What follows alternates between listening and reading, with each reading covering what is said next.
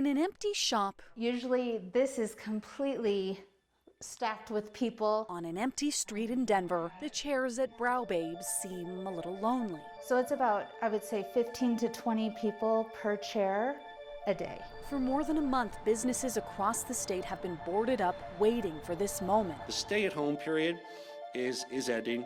We're going into safer at home. When the state would allow them to return to work. For many Coloradans, for this to be at all sustainable, they need to be able to earn a living. But just because companies can go back to work, should they? In this 360, you'll hear from a business ethicist, someone who studies disaster ethics, a hospital that's restarting elective surgeries, a business that's looking to reopen, and another one that's staying closed about reopening responsibly. This is our wax pot.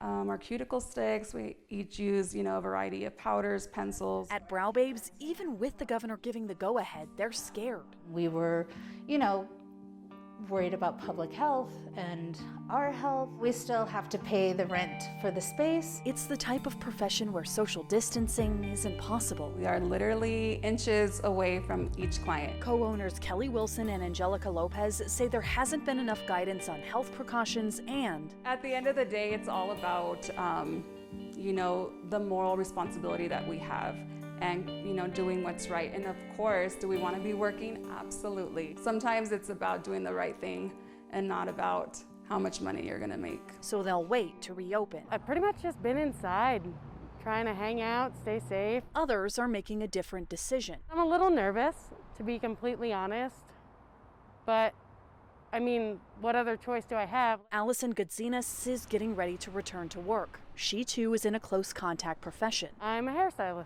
And if she doesn't reopen, someone else will. I obviously have to go back, not only for fear of my clients going to see someone else, but fear of not being able to pay my bills. But she doesn't fault others who choose to stay closed. We're in the middle of a global pandemic. It's not to be taken lightly. It's an interesting ethical calculation, right? You're sort of weighing human life versus human suffering. Balancing economics with the ethics of reopening isn't easy. DU professor Corey Cicchetti can't remember a time when the question was more complicated. But for businesses, he believes it's about going back to the basics. When you opened up your business, hopefully you had a set of core values in mind of what you wanted to be, the type of business you wanted to be. And those are virtue words, like we want to be compassionate. So what would it mean in these times to be compassionate? His wife Jillian is a doctor who also runs her own medical spa. She's getting ready to reopen with some big changes. We are screening all of our clients before they come in, making sure they've had no symptoms within the last 5 days. A balance between getting back to business and being safe. We're making a lot of decisions in the gray zone right now. This is everybody's first pandemic, and so we don't really know exactly what the right formula is for reopening. Despite dealing with thousands of COVID cases, hospitals are also suffering financially. At Skyridge Medical Center, really, the inpatient volume is down quite a bit. Chief Medical Officer Dr. Jason Kelly says the hospital is preparing to resume elective surgeries. Those surgeries, like tonsillectomies or knee replacements, all stop to preserve medical supplies. We need to figure out how to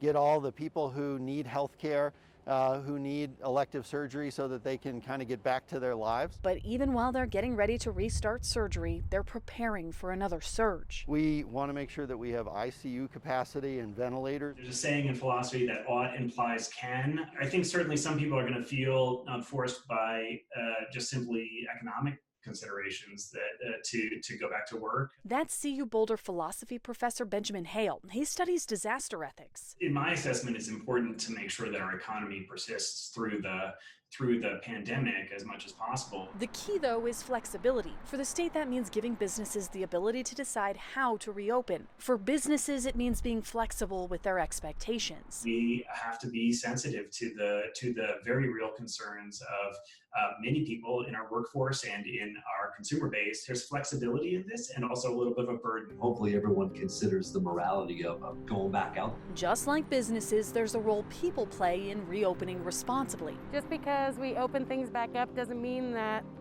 we can go hang out with all of our friends and party in the park. Many shops are asking customers to wear masks, only get what they need, and think about the people working there. We're asking them to be responsible about things like don't come in if you have sick family members. For Governor Polis, the bottom line is this. We can't lose sight of the fact that our job isn't finished.